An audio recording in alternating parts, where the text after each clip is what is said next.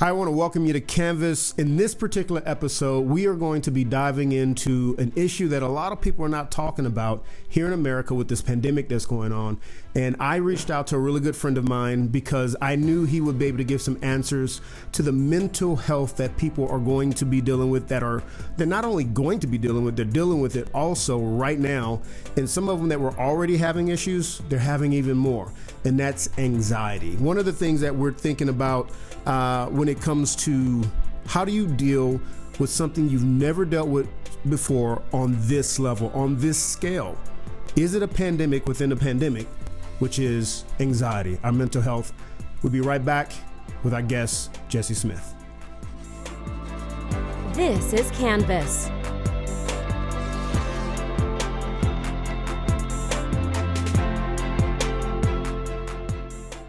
Welcome back to Kanvs. In this particular episode, like we talked about, we're going to be talking about anxiety. And on this show, I have Jesse Smith, a really dear friend of mine.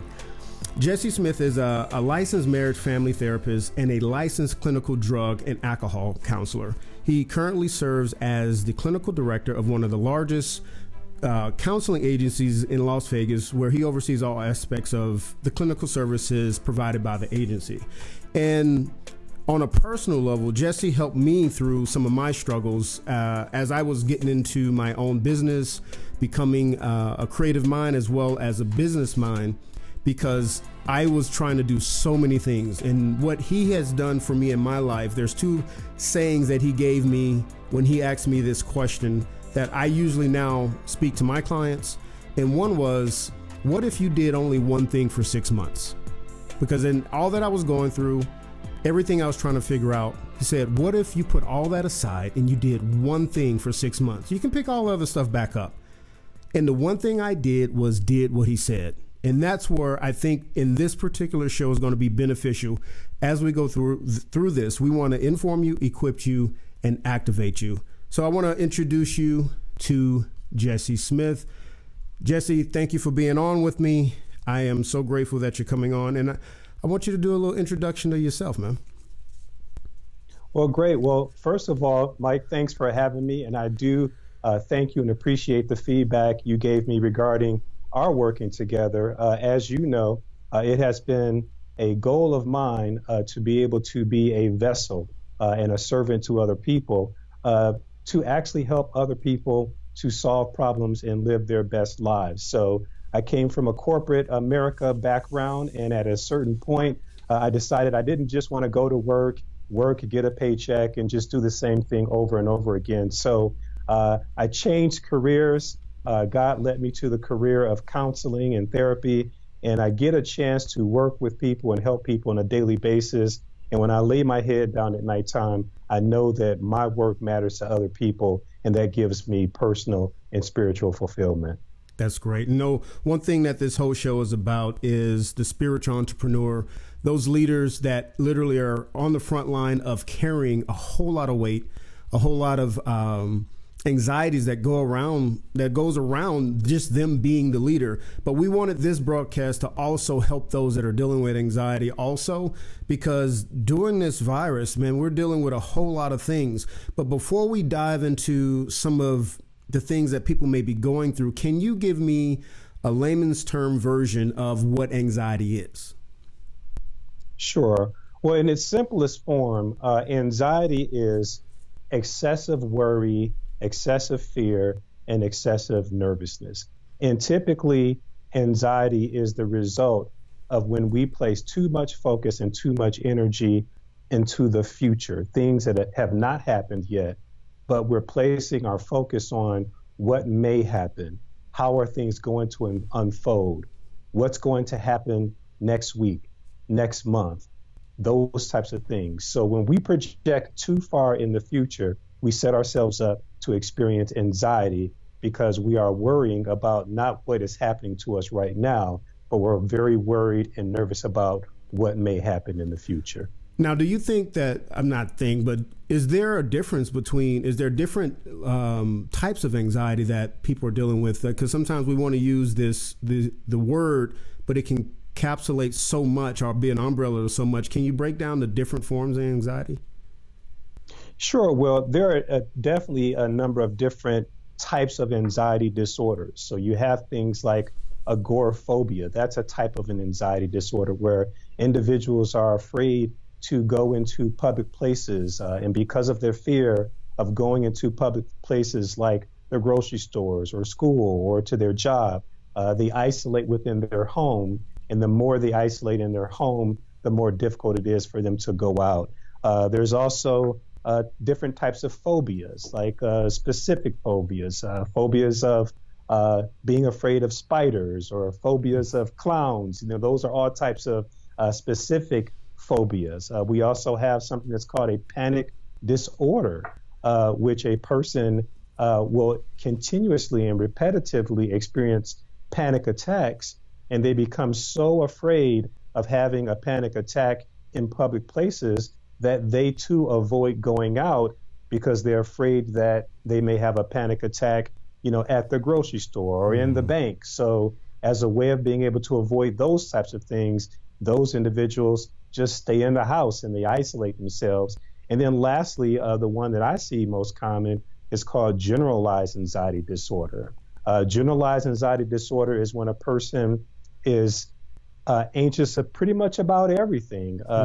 Their response to life is that it's just overwhelming, and that overwhelming feeling of anxiousness is general across the board. They call it pervasive, which means that it pretty much shows up in all settings. So those are a few of the different types of anxiety disorders, and those are the types of things that I see on a daily and a weekly basis. So one of the questions, as you're talking, there's questions popping up in my head. What do you feel right now in this atmosphere that we're in? What kind of anxiety are you hearing more about or getting calls more on with this epidemic that's going on? Right. So for sure, it's the generalized anxiety. So for people who already have anxiety issues, the conditions that we're experiencing right now with coronavirus, their anxiety symptoms are just exacerbated that much more. They were already anxious people. They already had difficulty dealing with the day-to-day types of things that they had to experience in their life. And now they're even more anxious because of this added concern about the coronavirus. So individuals who already had anxiety, it becomes worse. And now I'm starting to see individuals who did not have issues with anxiety. Now they're starting to develop, just this consistent worry about what's going on. Where is all this leading? What's going to happen? Am I going to be able to take care of my family? So a lot of individuals who didn't have issues with anxiety in the past are now starting to experience symptoms of anxiety. Now, when you think about this, because I know I found out, and I actually, I don't think I even reached out to you, but I had talked to a mutual friend. I found out I had adult ADHD. I call it my superpower. Okay. Because I start figuring out how to manage it and what was my triggers. So do you find that there are certain things that have happened in our lives are there triggers? What is causing so many people to now deal with anxiety? I was looking at a study and it was saying out of the U.S. is number 3 in the world with the highest level of anxiety, only coming third to China and second to India.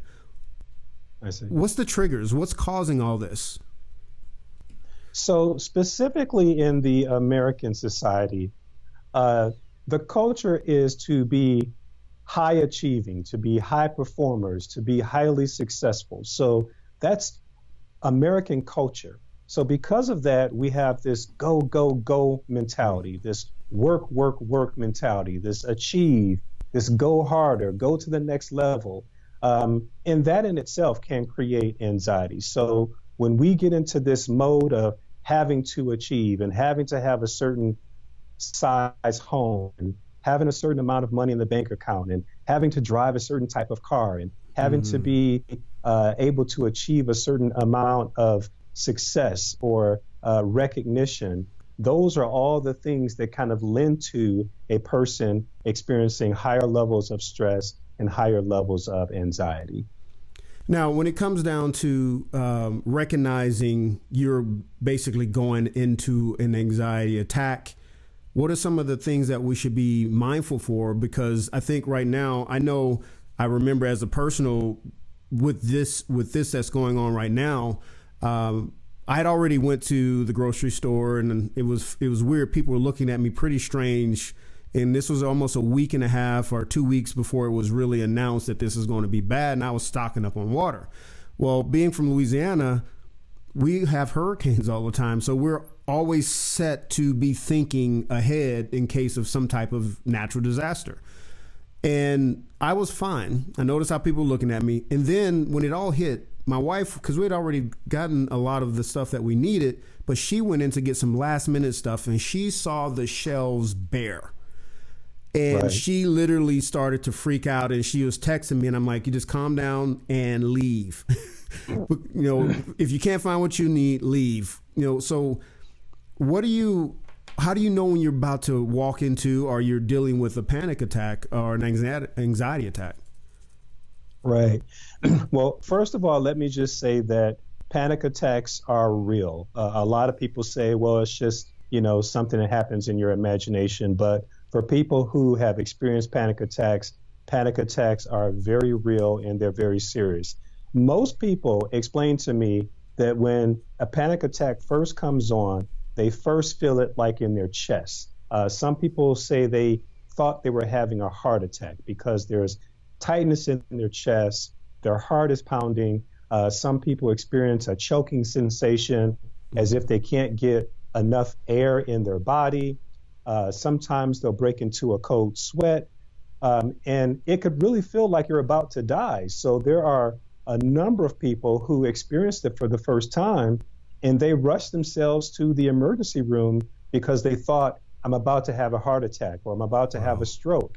So a lot of times people really don't understand what's going on with them until they see a doctor, and the doctor tells them, well, we've run tests on your heart, we've run tests on your brain, everything's normal, you're just having a stress attack or a panic attack. So these are common symptoms and the common experiences of people that have talked to me about what they experienced when they had a panic attack, and it can be very scary for people.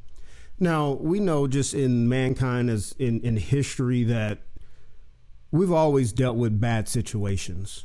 And now, I guess the question is this something that's kind of wired in us and we're not able to recognize it to respond? Because is this a fight or flight? Is this a chemical imbalance that was already there? Or is it something that has happened to us in our life that has caused us to, get to this level of anxiety? So first of all, let me just say that anxiety within itself is not a bad thing. We all experience anxiety to, some degree or another. Anxiety is a function that has kept us throughout history. It's kept us safe and it's kept us alive. So anxiety is the thing within ourselves that lets us know that we need to move into action. And in most cases, it's there to protect us. But the problem is when anxiety begins to get to the places or the severity where it starts to impair a person. So that's the difference between minor anxiety that says, wow, I have this test next week. I'm a bit nervous about it. Maybe I should prepare myself for it. So that's on the milder side of anxiety. But it could also go to the opposite end of the continuum, where you have anxiety that is so intense that it paralyzes you, where a number of people just feel frozen or paralyzed, and it causes impairment in their functioning where they can't get up and go to work, or it causes impairment to the level that they can't take care of their family the way they're supposed to. So there's a continuum to anxiety, and the trick is to make sure that we are managing the anxiety and the anxiety is not controlling us. Now, like what you just said at the end, and maybe that's a key point, maybe you can elaborate a little bit more when you say manage, because that's a moving forward type thinking. And how do you get to a place of management when you can't even figure out how to land those thoughts or face those fears that you're going through. Right. So for some people, they may need the assistance of medications. And I am a clinician who is neither for medication or against it. I always say that as it relates to medication, we really have to deal on a person-to-person, case-by-case scenario. For some people, medications are probably a good idea, and for other people, they're not. So you'll have to consult with your doctor to determine if medication is the route for you. But there are some other practical things that people can do to manage anxiety, which is learn how to manage your thoughts. There are a number of techniques that individuals use that help you to stop thinking about one thing and replace it with something else. So it's called thought stopping and thought replacement. So the idea here is that you develop the skill of stopping yourself from thinking about things that are increasing your anxiety. And it's a skill where you actually are able to interrupt that thought and you replace it with something that's more productive, something that's more positive, and something that supports a calm sense of self. So that's one of the things that you can do. Other things are self-care, whether it be exercising, taking walks, listening to calming music. So these are all things that we can do for ourselves that helps us to bring our anxiety levels down to the place where it's manageable and it's not overtaking or overwhelming us. You know, I was going to try to look for it on my phone. I fear it's going to be deep inside of my phone. Okay. One of the things that I'd done recently, and I've done it twice, I did a 22-day brain detox. And it wasn't based off of just food. It was based off of thinking. I wrote down, there was a doctor that I followed. I don't know if you heard of her. Her name is Dr. Carolyn Leaf. She's a neurologist, and she's also dove deep into the mind of the roots of thoughts and where they come from. But the great thing is that she mixed the Bible with understanding the power of thought. And what I did is she called it an active reach. And anytime a particular thought was coming into my head, like, how am I going to get this accomplished? What am I going to do to overcome this challenge? And I wrote down multiple active reaches based off of the 7 thoughts that I was thinking all the time.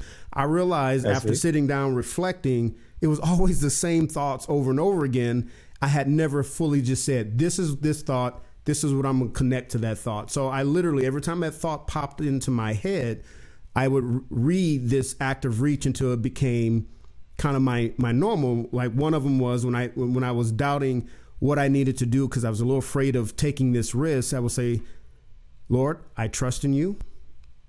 I'm going to use all the tools you've given me, and I'm going to walk anyway. Guide me as I go, as I step forward. And I had multiple ones that I would use for certain issues. And I also, within that 22 days, I realized that there were thoughts and things that were deep inside that I thought I was over from childhood. I was still dealing with. And in that time, I wrote down every day.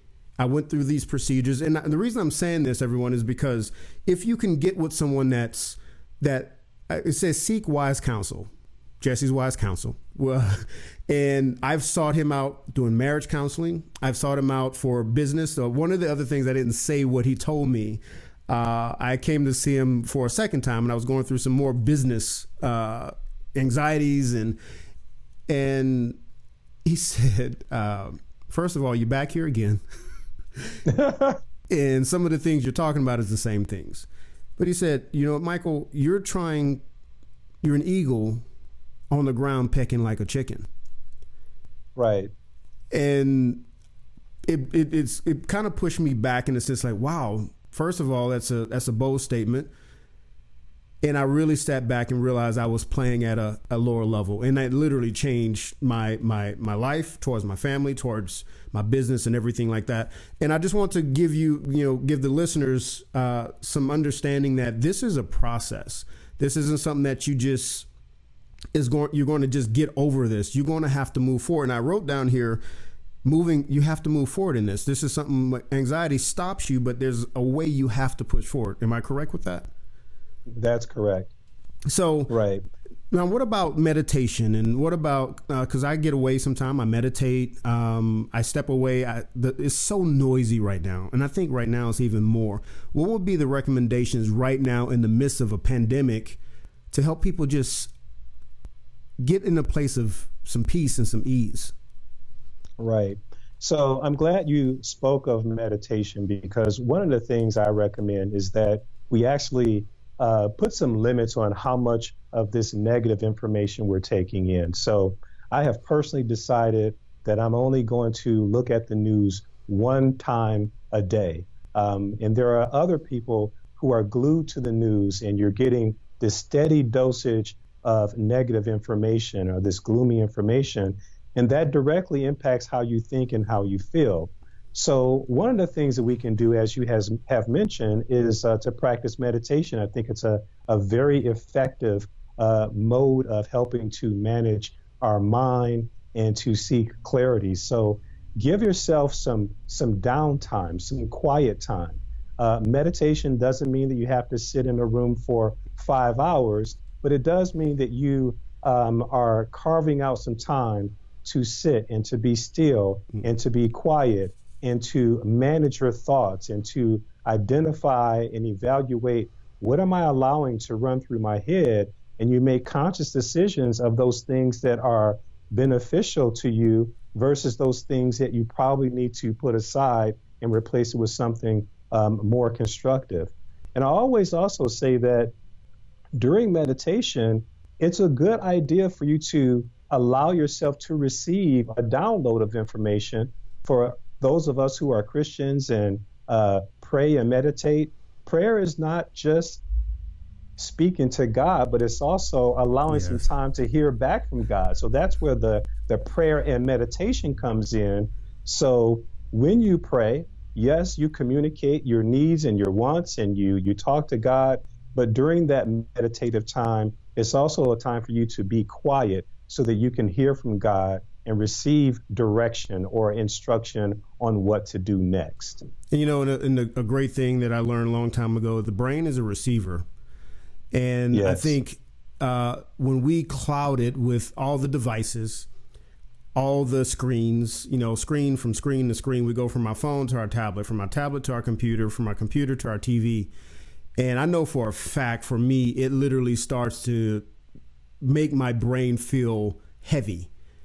And that's why for me, part of my meditation is I will get quiet, and sometimes I take walks, and I'll even go out to the desert, take a walk around the neighborhood. I realize a lot of people are now walking around, and I'm getting even some of that feedback from family and friends that they haven't been outside in a long time. They haven't went to a park in a long time. They haven't sat outside with their children in a long time. And I think, and they say, how are you doing now? I mean, I haven't had this opportunity to stop. And living in Vegas, they say it's a city that never sleeps, and it's now having time to sleep. So exactly. Do you, I'm just real quick note, because I do have a lot of questions that came in when I said I was going to be talking with you. These questions came in. I want to go through some of them. But I have one question about meditation. Now, I was told, and I found it happening to me, when I tried to sit quiet for that first 10 minutes, it felt like the loudest bunch of thoughts and movement in my head. And after about 10 minutes, it started to subside. Do you think there's a good time to make sure you just sit still long enough to get all the, as some of the Buddhists and would say, the monkey mind, to get it to calm down? Right. So it's important for everyone to understand that just like with everything else, there's a certain skill level and a certain amount of practice and preparation that one will have before you start to feel as though your meditation is effective or that it's becoming easy. So, you know, I would say give yourself some time. You know, when you first sit down, of course, your brain is already in go mode. So you just allow yourself to allow those thoughts to calm down. You practice the skill and the discipline of allowing thoughts to come, but it doesn't mean that you have to sit with that thought. Just as it comes, you can also release it to go on. So it's about practice, practice, practice. It's about developing the skill of allowing your mind to settle and to actually be quiet. So a lot of times people try it, they try meditation, and they say, boy, it's so difficult because my brain won't stop working. But I always encourage them, don't give up so quickly, because just like everything else, there's a certain level of skill level that you have to attain. But once you get to the practice of learning how to sit down, allowing your brain to become quiet, allowing thoughts to be released as they come, then you start to feel more comfortable with meditation. All right. Thank you for that. Now we're going to dive into some of the questions that I received, and this is all going to be you. I'm going to try my best not to say much of anything, but just listen to the wisdom that's coming from you. So one of the questions I had received was, do you find that certain personality types usually deal with more anxiety issues than others? Right. So what I have found is that typically individuals we consider to be type A personality tend to have more issues with anxiety and stress than others. And that's because type A personalities are known for being highly competitive. They have a strong sense or a strong desire to succeed. They are in achievement and high performance mode. So these are individuals who are more prone to experience stress just because of the nature of their personality. Yeah. So when you think about individuals who are type A, you'll probably also see that these individuals typically carry along with them some pretty high levels of stress and anxiety. Okay. How do I deal with a loved one with high anxiety when I'm trying to be patient, but my patience is running thin? Right. So it's very, very difficult, or let's just say it can be very difficult coexisting with a person who has problems with anxiety, whether you are married to that person, whether it's a family member, but sometimes it can be very difficult living with that individual. So what I would recommend, first of all, is that you don't take it personal. Most of the time, what you are receiving, the reactions or the responses you're receiving from these individuals who are suffering with anxiety, is really not about you. It's more about what's going on inside of them, and they're just projecting it out. So some of the reactions you receive from these individuals, some of the behavior you may experience around them, I would just encourage you to remind yourself not to take it personally. It's not about me. This is really that person exhibiting what's going on the inside of them.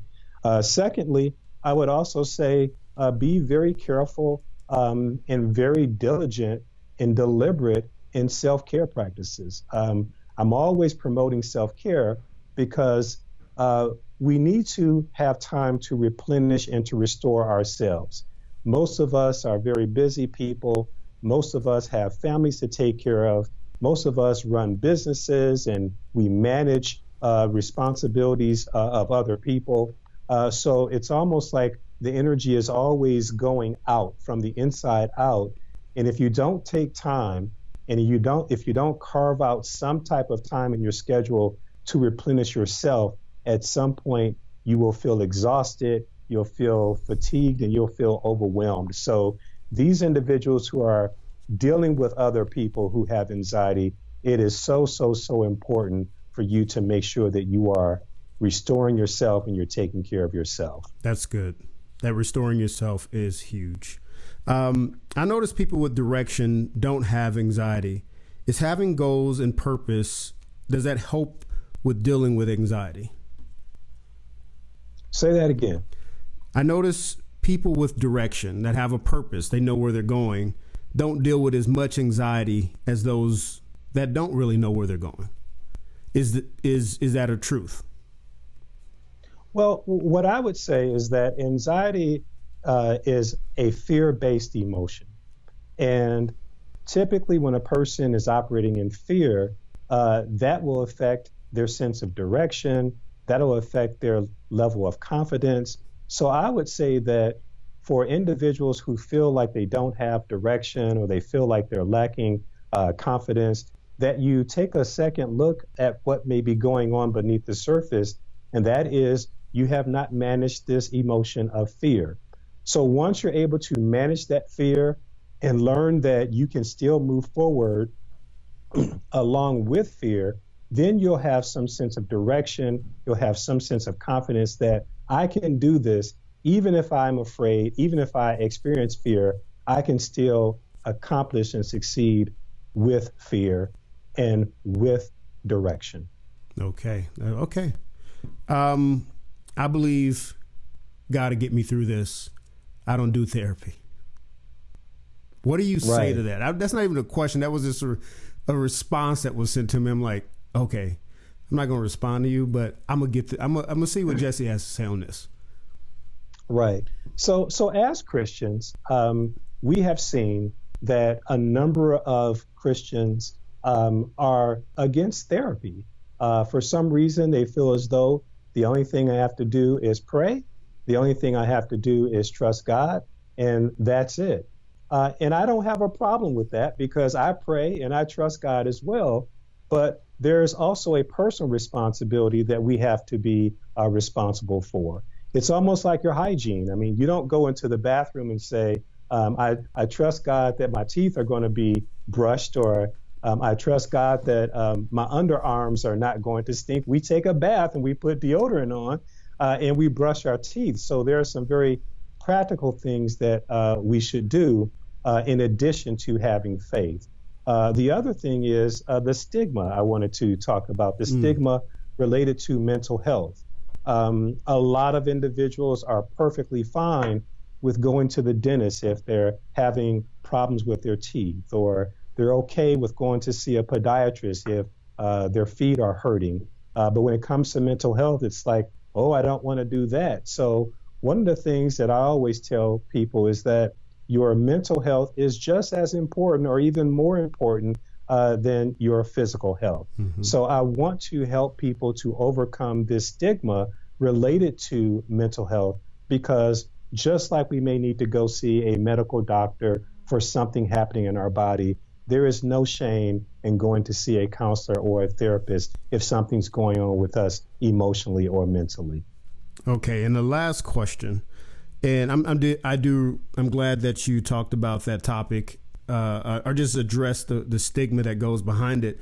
And until celebrities started to come out and basketball players started to come out and talk about mental health, that people really started to say, oh, this is something we should look at. And I'm fascinated with the brain. I have more books about the brain than I honestly have more books about the brain than I have than leadership. Because I felt like I would sit down even with clients and I was like, you're not actually dealing with business issues right now. You're dealing with some personal things that you need to honestly seek help for, because you can't even get past what's in front of you because you think it's a business thing. It's not a business thing. And because of that, I've always been fascinated with the brain, even to the point, I will ask this question too. This is from me, because I do it. Do you feel like we should be taking more supplements for brain health? You know what? I would say yes. I think, well, let me just package it, because there's information out there that says that some companies are not actually putting the type of ingredients or the substances on the inside of the bottle as they advertise on the outside. But this is what I think about natural herbs and roots and supplements.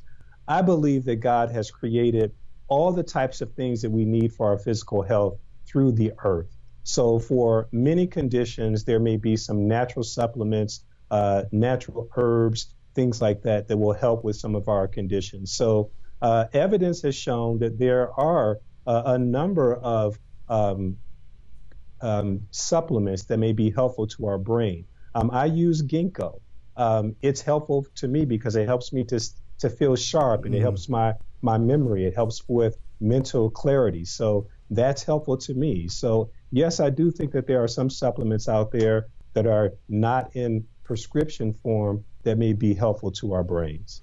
And I would just recommend you go out and you research because sometimes we're not just trying to push through all the noise that we're going through. We need to learn focus. And right now, it's very hard to get focused when you in a noisy life. And being able to stop, figure out, not only take those thoughts into captive and really say, what is this thought? What is it pushing? What's the fear behind it? And for me, I've always realized there was a fear behind those thoughts that I found that was 7 thoughts that was always kind of lingering in my head. There was a fear of not knowing on the other side. So whatever you can do, seek the therapy, take the supplements, and make sure you step away. I think it's important to step away. So with everything that's going on, Jesse, I just want you to, kind of close us out with some thoughts and insight into dealing with anxiety right now where we are, because we're not hearing, when is this over? We're hearing, it could be 2 weeks, it could be 2 months, it could be, in September. When you hear this fluctuation of time, that just throws people into this level of uncertainty. What would you close us out? What do you think to all of that? So one of the things that I would recommend related to anxiety in general, as well as the anxiety related to what's happening with the coronavirus, is resist the temptation to think too far into the future. And I know for a lot of people that probably sounds like a difficult thing to do, but just remember that anxiety is triggered when we put too much focus and too much energy on what may happen. And none of us are able to tell or to be able to forecast what will happen in the future. So for many of us who are Christians and faith-based, now is the time for us to really root ourselves in faith. It's very easy for us to say, I trust God, I have faith, but then you have situations like this, or you have situations where we run into financial issues or the loss of a loved one. These are all opportunities for us to really dig down in our faith reservoir and stand in faith and to say, I trust you, God, through this. So I'm not going to lean to my understanding, even though I don't know what's going to happen in the future. I'm okay with my trust and my faith in God that he's going to keep me and sustain me. So those are the things that I would recommend for individuals during times like this. Well, Jesse, I want to thank you for coming on, man. I appreciate it. I know that this is one of those times that people have to really take their mental state and what they're going to do right now very seriously.